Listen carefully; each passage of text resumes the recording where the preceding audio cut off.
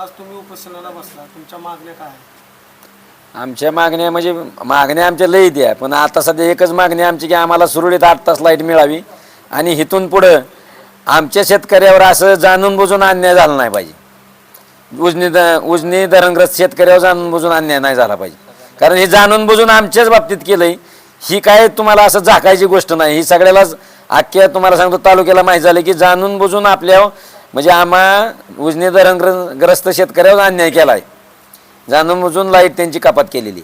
उजनीत भरपूर पाणी असताना सुद्धा असं समजलं जातं की करमाळ्यावर अन्याय केला जातो.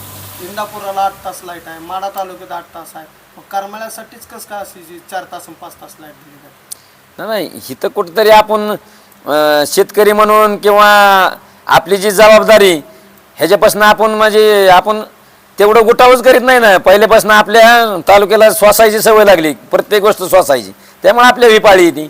आपण जर आवाज उठवला असता मागच, ज्यावेळेस खरंच 2 तास लाईट झाली त्यावेळेसच आवाज जर सगळीकडून उठला असता तर मागच आपल्याला 8 तास लाईट मिळाली असती.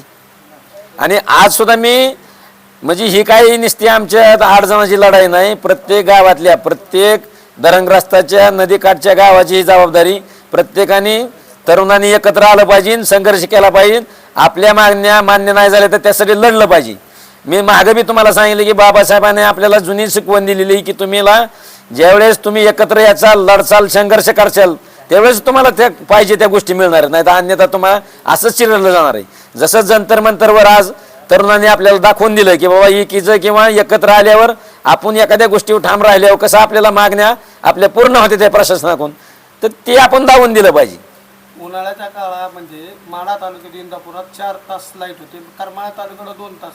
सदैव सारखंच करमाळा तालुक्याने सोसायचं कसं? नाही, आता ही एक गोष्ट किती कमी पडल्या जातात. नाही, ह्याच्यात आपल्या तालुक्यातल्या प्रत्येक राजकीय स्तरावर आपण म्हणजे लहानापासून मोठ्या पुढाऱ्यापर्यंत प्रत्येक गोष्टीची उणीव भासते. ही तुम्हाला आम्हाला सांगायची गरज नाही, या अख्ख्या तालुक्याला माहिती.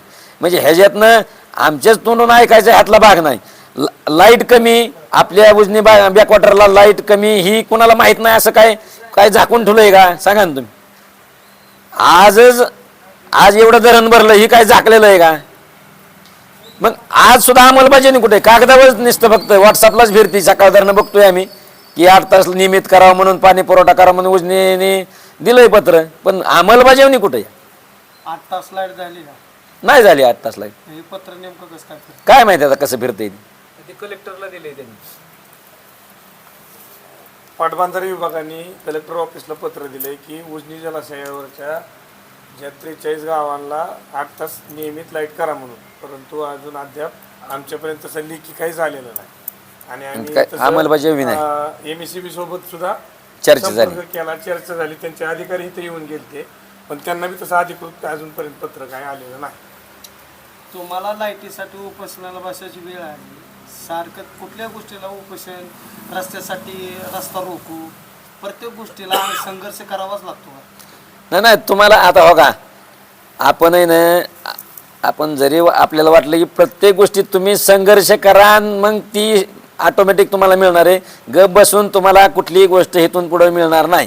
ही तुम्ही म्हणजे प्रत्येक नागरिकांनी ही लक्षातच घ्यायची की आपल्याला जर काही गोष्टी मिळवायच्या असल्या सामाजिक, तर ते संघर्षाशिवाय तुम्हाला घरी बसून मिळणार नाहीत. बरं 8 तास लाईट नाही मिळाली तर पुढची भूमिका काय असेल? नाही, आम्ही अजून उग्र, आम्ही तुम्हाला सांगतो आत्मदहन करू, नाहीतर जलसमाधी घेऊ. तुम्हाला सांगतो प्रशासकाचं कोण आलं का तुम्हाला भेटीला? प्रशासनाचा आता महसूलचे MECBचे अधिकारी येऊन गेले ते.